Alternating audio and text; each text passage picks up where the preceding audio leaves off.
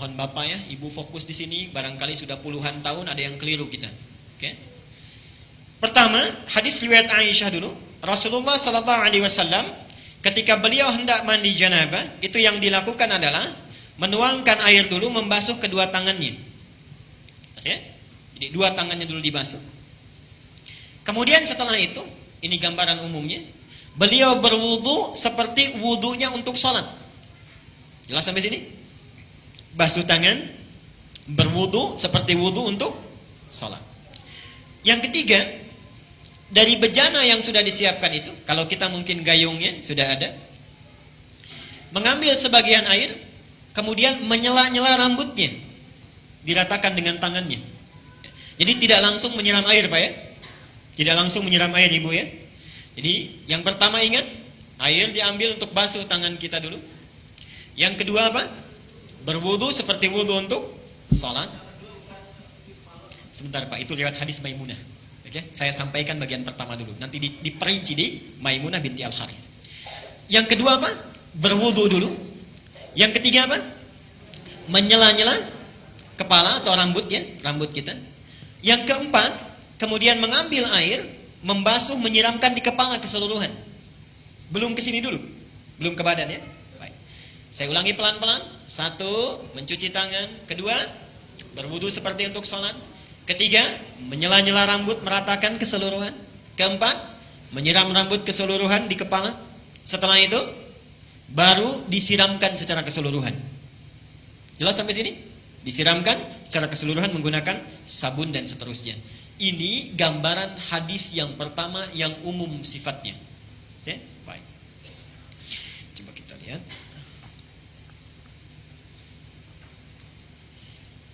Dulu di sini. Nah, sekarang kita lihat bagian yang kedua.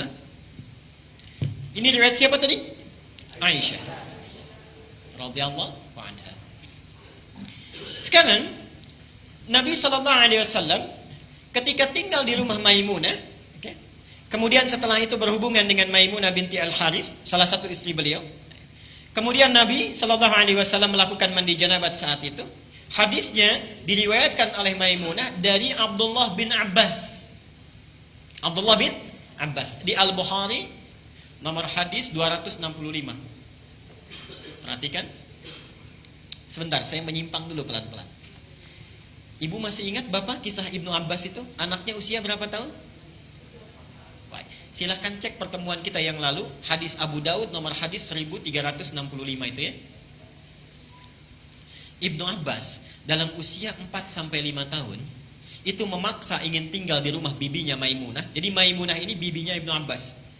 Tinggal di sana, ingin melihat bagaimana sifat bangunnya Nabi dari tidurnya sampai tahajud. Saya pernah terangkan ini ya.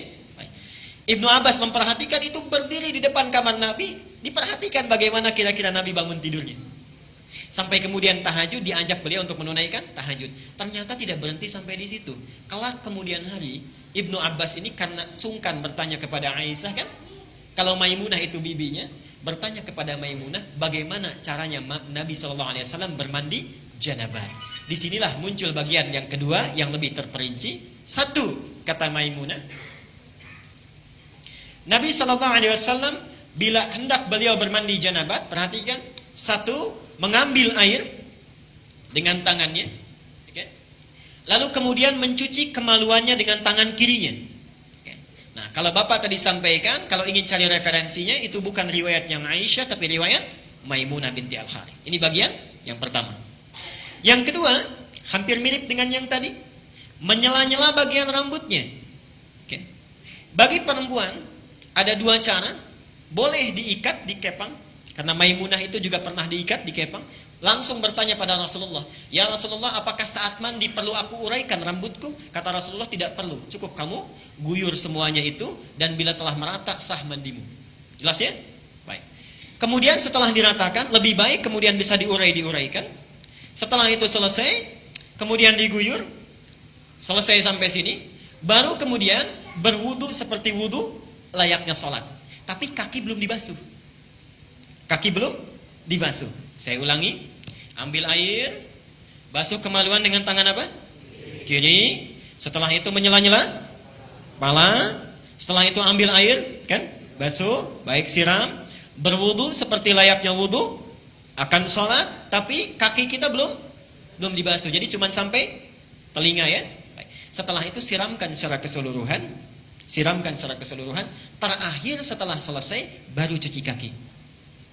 Jelas sampai sini?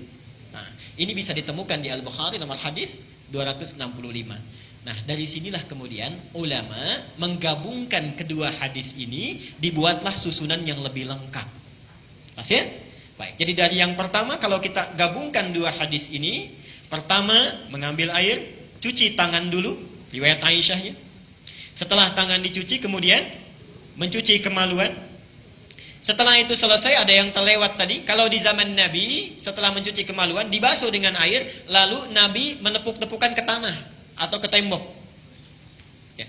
Itu maksudnya menghilangkan barangkali sebagian kuman-kuman yang masih menempel.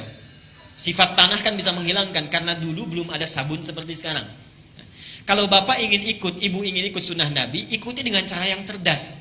Jangan setelah dibasuh, tempel-tempelkan ke tembok begini. Cukup pakai sabun, dicuci dengan sabun. Saya ulangi dari awal. Tangan dibasuh dulu, basuh kemaluan, kemudian cuci dengan sabun. Setelah itu sela-sela kan? Baik ya, sela-sela, basuh kepala keseluruhan, berwudu seperti layaknya untuk sholat sampai kakinya. Satukan, sampai kakinya. Baru setelah itu dibasuh secara keseluruhan, mandi dengan rapi. Kalau sudah dilakukan, tidak perlu wudu lagi. Ya, tidak perlu wudu lagi. Ada sahabat bertanya, ya Rasulullah, apakah saya perlu setelah mandi janabat itu berwudu kembali? Kata Nabi, harus seperti mandi apa lagi untuk membersihkan? Bahasanya metafor, harus seperti mandi apa lagi? Artinya setelah wudu setelah mandi tidak perlu wudu lagi. Jelas sampai sini? Baik.